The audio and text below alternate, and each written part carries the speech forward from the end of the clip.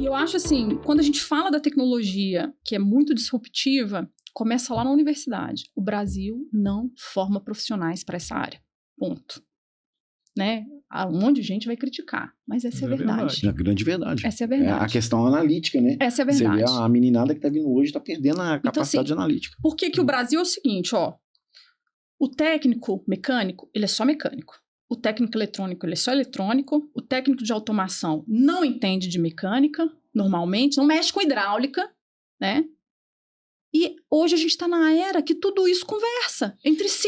Ah, não, mas o eletromecânico, cara, tecnologia tecnologia embarcada é a coisa mais multidisciplinar que existe. Você tem topografia, você tem projeto, você tem eletrônica, você tem hidráulica, tudo isso trabalhando em conjunto. Quem forma isso no Brasil hoje? Ninguém.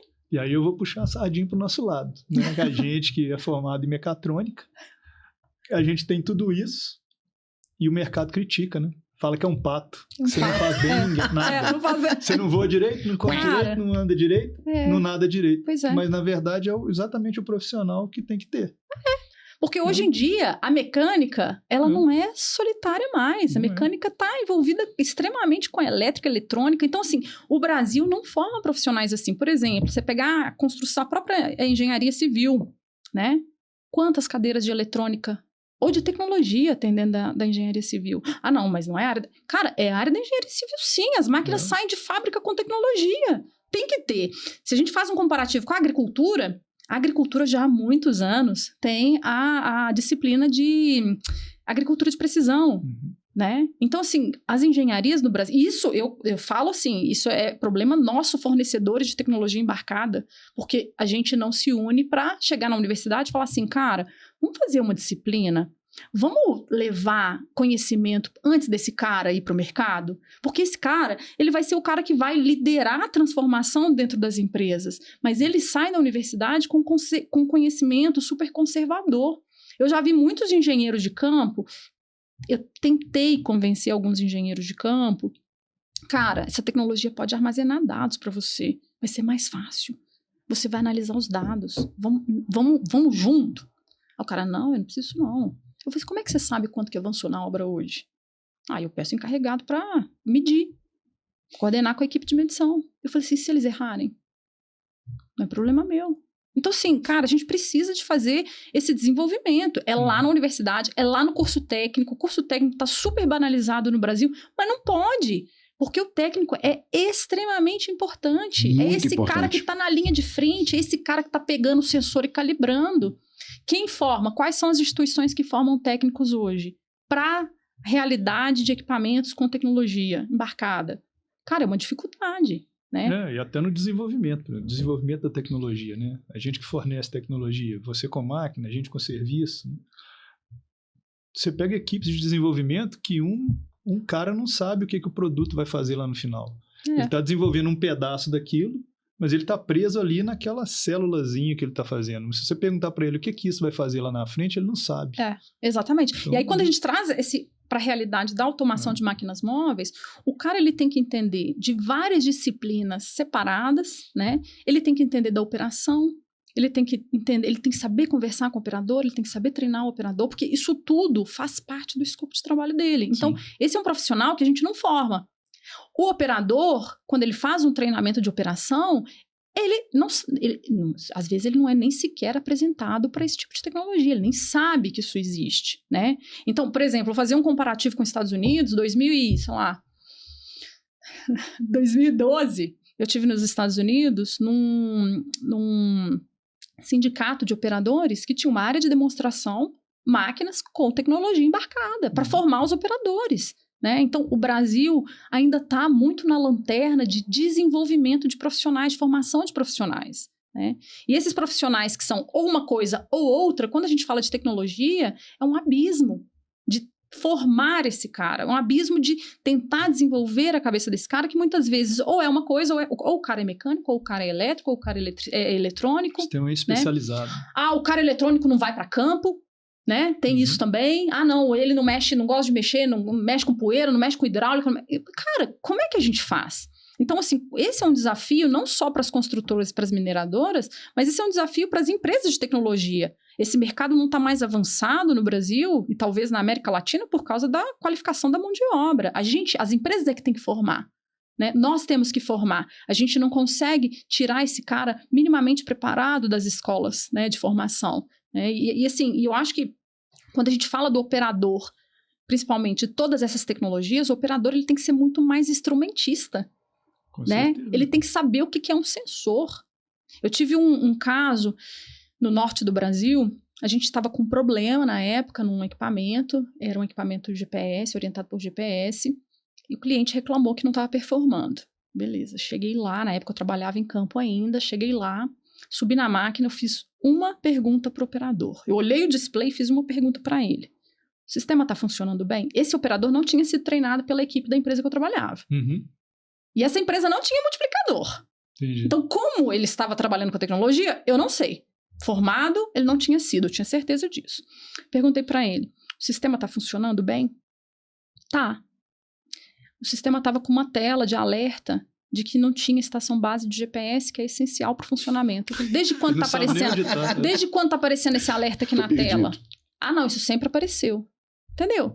Então, assim, o erro do cara? Não. O erro é da empresa que fala assim, cara, eu vou colocar um operador novo, vou acreditar que o fulano que trabalhava sabe, e esse cara vai ser o multiplicador. Aí você pega o outro operador que formou, ele teve um treinamento de 1 semana. Entendeu? Então, cara, não vai funcionar. É estrutural o negócio. A gente precisa, o mindset dos gestores das operações precisa ser mudado. E aí, nesse ponto que a Patrícia está colocando aqui, que eu achei bacana, não é achar que o treinamento de 1 semana vai resolver todos os problemas. E isso é histórico, é científico. Você coloca o cara dentro de uma sala de treinamento, o cara tem sono, tá cansado, tá preocupado lá com outra coisa. Se ele absorver ali, vamos lá, 20%, 30% sem colocar a prática, é muito. Então, por isso que é importante, quando se aplica, se deseja aplicar esse tipo a tecnologia dentro de uma operação, é o que a Patrícia falou com muita propriedade, chama-se garantia da operação. Eu tenho que ter alguém, e muitas vezes, né, Patrícia, até a própria resistência cultural dentro da empresa. Então, às vezes é importante você ter o elemento-chave que é fora da organização, né, que também, até culturalmente, o profissional vai ser, eu estou importante, a empresa colocou um profissional externo para me dar um apoio, me desenvolver, está investindo em mim. Né? Então o cara começa a valorizar isso. Então é importante não só se preocupar com o treinamento, mas garantir a operação. Né? Isso ter continuidade. Isso vai levar a gente para 2 pontos importantes, né, Patrícia, que nós vamos ter que tratar. Um é remuneração e o outro é quão intuitiva a tecnologia de máquinas hoje ela é. Porque hoje o cara pega um celular e ele instala um aplicativo e a hora que ele abre o aplicativo praticamente ensina ele a trabalhar. Será que a operação de máquina, será que a tecnologia de máquina ela faz isso hoje? Eu acredito que não. Ela ainda tem uma certa complexidade que é inerente ao processo, mas que do lado do fornecedor de tecnologia, ela pode ser facilitada, né? Só que isso exige um pouco mais de investimento, né? Acho que é um bom tema para a gente tocar daqui a pouco, né? Eu acho assim, respondendo essa pergunta, eu acho que é um ponto importante, remuneração. As empresas, elas precisam de entender que ela precisa formar esse operador que vai trabalhar com a tecnologia. O objetivo é ter multiplicadores dentro da empresa. Quanto mais gente souber usar a tecnologia, melhor para ela, né? Quanto mais estiver dentro da cultura operacional, melhor para ela. Isso é parte da estratégia dela, porque se ela está investindo em tecnologia, ela tem que rentabilizar, monetizar o resultado disso, né? Então, o operador saber usar a tecnologia é essencial. E ele tem que valer mais, né? Então, assim, a empresa precisa de criar uma forma de remuneração para valorizar aquele operador que se destaca. Da mesma forma que ela valoriza o operador que tem uma boa performance, né? O operador que carrega muito caminhão, o operador que faz mais trechos de nivelamento, o operador que consegue avançar mais com a obra no método convencional, ela precisa também remunerar o operador que absorve a tecnologia mais fácil, né? Porque, assim, se a gente está falando de formação de pessoas, formação de equipes, e esse cara que consegue absorver rápido a tecnologia, ele vai entregar com uma performance maior. Ele vai ficar equivalente ao operador mais antigo e experiente. Então, isso tem que ser remunerado. Concordo. Eu quero fazer só um ponto em cima disso que você está falando, que é o seguinte, além disso, esse operador, ele está com um equipamento de alguns milhões de dólares, né? Perfeito. Na mão. Ou seja, isso aí. A responsabilidade que ele tem ali é muito grande. E a gente sabe que no Brasil hoje essa remuneração não está condizente com a responsabilidade que esse operador tem. Né? Ele não tem só a máquina na mão dele, né? E outra, quando a gente fala de tecnologia, por mais que as tecnologias de todos os fornecedores sejam robustas, elas estão instaladas em lugares que são, né, susceptíveis a danos, ambiente agressivo. O operador, ele precisa de entender que a forma como ele vai operar vai mudar. Quando a gente fala de instalar equipamento que tem mastro, por exemplo, ele precisa de entender que a dimensão da máquina mudou, né? Ele precisa de ser mais atento, né? O operador, os equipamentos, na maioria das vezes, de todos os fabricantes, eles são desenvolvidos para as partes mais caras, mais frágeis, serem removidas diariamente. Então, o operador, ele precisa de entender esse cuidado, né? Então, é diferente. Quando a gente fala com o pessoal da Alemanha, né, o operador da Alemanha, o operador da Europa, principalmente quanto mais para cima da Europa você vai, os operadores são muito conscientes. Na maioria das vezes, o operador, ou ele é dono da empresa, ou ele também opera a máquina, são empresas menores, né? Às vezes o cara tem poucas máquinas. Então, a forma dele cuidar do equipamento é diferente. Quando chega aqui no Brasil, imagina, o operador não é formado. Ele não sabe como cuidar da tecnologia, porque não tem formação, porque a empresa acredita que uma semana de treinamento é o suficiente. Cara, o cara não sabe nem como ele vai manter aquilo. A gente teve um caso em um cliente, que foi assim, um caso muito interessante, que eles precisavam de tirar o computador de uma máquina e passar para outra. O cara, ele não conseguiu tirar o conector. Ele puxou com tanta força que ele desconectou, ele arrancou o conector da placa eletrônica. Então, assim, eu nunca tinha visto isso na minha vida, né? Mandei isso para o pessoal da Alemanha para saber se a gente conseguia reparar, que a gente tem centro de reparo de componentes. Cara, eu nunca tinha visto isso na minha vida. Eu fico imaginando a força que o cara teve que colocar nesse... Não é força! Não é força! É jeito, né? Mas se o cara não foi treinado, ele nunca recebeu uma instrução, a culpa é dele? Cara, não é. A culpa é da falta de multiplicador dentro do negócio, né? Então, eu acho que assim, e quando a gente fala de formação de equipe, eu acho que é super importante dizer que a gente está falando muito de operador, das equipes de campo, mas a equipe de manutenção é essencial. Por quê? A equipe de manutenção, ela vai garantir que aquela tecnologia seja revisada toda vez que a máquina parar, ela vai garantir a calibração de um sensor. Quando a gente fala, por exemplo, sei lá, balança, né? Ela vai conferir se a balança está entregando o que deve entregar, ela vai conferir se tem material agregado e o operador, porventura, não tarou a caçamba, né? Porque a gente trabalha com diferentes condições climáticas. Então, a equipe de manutenção, ela precisa... Se o cliente quer ser independente do fornecedor de tecnologia, ele precisa de aprender a, pelo menos, inspecionar a máquina. Sim. Ele precisa aprender a fazer uma preventiva do sistema, né? Porque o sistema está instalado na máquina. Então, assim, para ele não ficar na mão, ele precisa de ter esse cuidado. A gente tem casos, assim, quando o cliente absorve bem a tecnologia embarcada, ele passa a trabalhar de uma forma diferente. Então, por exemplo, estaqueamento. Estaqueamento nas operações convencionais é essencial para orientar o trabalho do trator de esteiras, da motonniveladora, da escavadeira.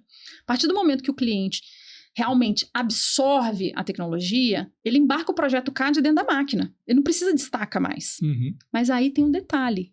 Se o sistema parou porque o cabo rompeu, porque esse cabo já vinha dando problema já há muito tempo, porque ele foi esticado, ou ele foi preso, o operador bateu, sei lá, qual que seja o motivo.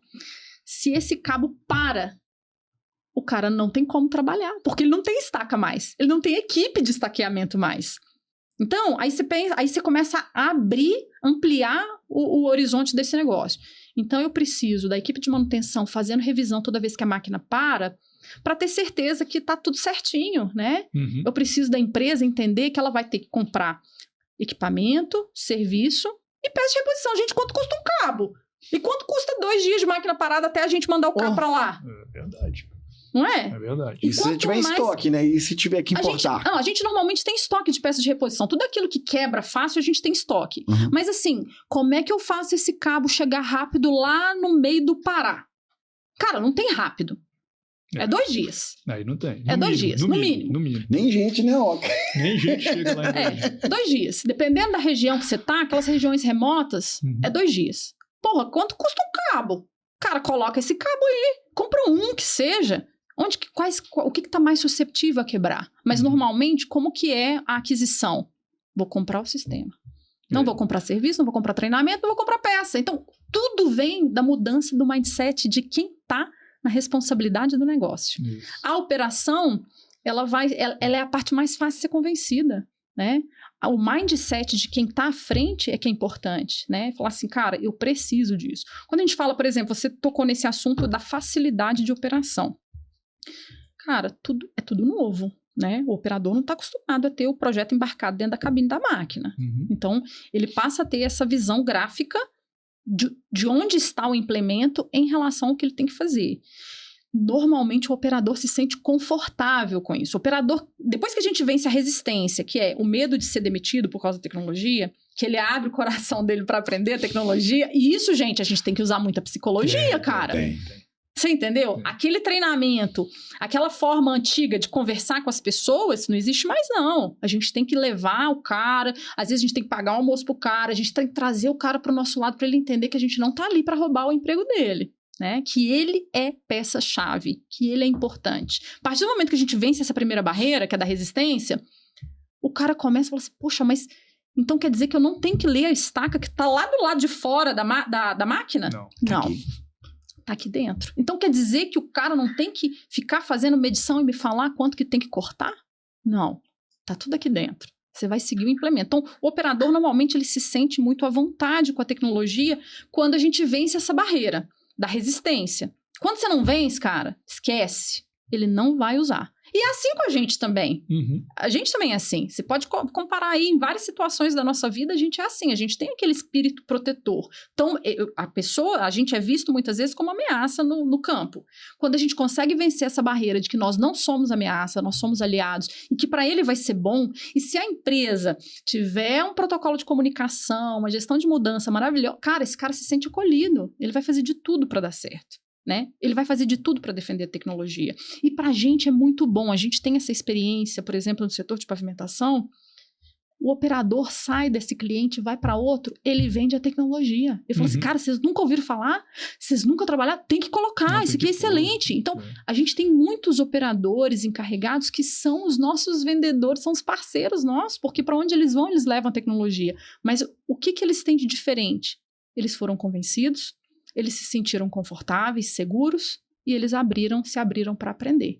Então, esse é o objetivo. Isso é tão importante que eu tenho experiência em situações onde a gente colocou tecnologia para poder fazer um trabalho manual pesado que o operador fazia. A gente tirou o operador, treinou o operador deixou de ser operador, virou técnico de automação, para você ter ideia, para operar esse equipamento. Mas ele foi tão ameaçado pelos colegas. E aí, eu não vou falar onde foi, mas ele foi tão ameaçado pelos colegas que continuavam fazendo o operacional com medo de perder emprego, que ele fazia com que a célula automatizada, com robô, com tudo, ela operasse na pior performance. Aí eu tive que ir lá, conversar com ele, entender o que estava acontecendo, porque não batia as coisas. Quando eu entendi o que era, conversamos com ele, levamos no RH, tudo. De um dia para o outro, a performance subiu 60%. Dentro da mesma máquina, sem mexer um parâmetro. A importância que tem o cara dominar a tecnologia, né? Ele pode fazer o que ele quiser ali dentro. E pegando um gancho, não é só tecnologia, a gente tem a parte sensitiva também, que a tecnologia às vezes não pega. Por exemplo, um vazamento, uma trinca numa máquina. Então, assim, As empresas hoje têm que entender o seguinte: eu tenho um cara um excelente operador, eu tenho uma equipe de manutenção muito boa, mas o operador a gente tem que habilitar, trazer habilidades para ele, por exemplo, da inspeção sensitiva, porque ele é o cara importante que vai chegar para o fabricante, que vai chegar para o fornecedor e falar assim, opa, Com certeza. tô sentindo um barulho na máquina. Ele só não vai lamber, né, gosto, mas ele vai usar a visão, a audição, o tato, né? E ele viu ali, opa, tem uma trinca na máquina e minha máquina está performando diferente do que estava antes. Opa, começou a ter um vazamento, que às vezes um sensor não pegou. Então, essa que é a sacada, né, Patrícia? É pegar o operador, habilitá-lo de forma que, além dele conhecer a tecnologia, ele também utilizar os sentidos dele, né, para uma inspeção sensitiva e apoiar a operação. A gente chama de visão holística, né? Ele tem que entender o equipamento. E aí o que acontece? É o que você está falando, ele passa a fazer o pertencimento. Ele passa a ser o aliado, pô, eu sou importante, só a tecnologia não resolve, precisa de mim aqui. Essa cultura que a gente vai trazer. E eu vou falar para você que uma coisa que é interessante, quando a gente fala de operação autônoma, o que vem na cabeça? Não tem operador. Na verdade, gente, tem que ter um operador. Tem uma sala de controle, tem um operador, tem que ter uma pessoa para acompanhar as máquinas. Então, o ser humano, ele ainda não foi substituído e vai demorar muito tempo para ele ser substituído, né? Então, as empresas precisam de ter esse mindset. Eu vou continuar precisando de pessoas, mas as competências vão ser diferentes. Né? Então, acho que essa é a sacada. Quando a gente fala, por exemplo, de operação de submersa, escavação submersa, o cara não consegue enxergar o que ele está fazendo. Então, quando a gente coloca uma tela com a referência de projeto, o cara passa a ter visibilidade, ele gosta. Só que a barreira que a gente tem que vencer é a barreira maior, né? Com certeza. Com certeza. Isso é extremamente importante. E como a gente está falando de remuneração, né? A gente não pode querer remunerar um operador desse calibre como o operador que era da máquina mais simples, né? Aquele cara que estava focado só no equipamento. Né? Porque o cara que se desenvolve, ele tem uma tendência a ser um multiplicador, exatamente. Né? Às vezes, na operação convencional, também tem um multiplicador, né? Então, assim, vamos supor, sei lá, carregamento de caminhão. Difícil com escavadeira ainda, né? Carregadeira a gente ainda tem balança. Escavadeira é mais difícil. Então, assim, às vezes não vai ter tecnologia. Então, o que vai ser mais relevante nessa operação é a experiência do operador. Sim. Então, tem espaço para esse operador, né? Então, se o operador mais antigo não quer trabalhar com a tecnologia, tem espaço para ele, né? Ainda tem espaço para ele. A gente ainda está muito... Eu acho que o Brasil ainda precisa de passar por longos anos para falar assim, hoje todas as máquinas têm tecnologia e tem que ser usado. Então, tem espaço para os dois, né? Mas... é importante entender, da mesma forma que você tem o multiplicador da operação, que é o cara que vai formar a pessoa para trabalhar naquela máquina, que vai tentar compartilhar essa experiência que ele ganhou ao longo da vida, né? O outro lado também tem o multiplicador da tecnologia. Uhum. Né? Com certeza. É isso aí. E aí a remuneração é diferente.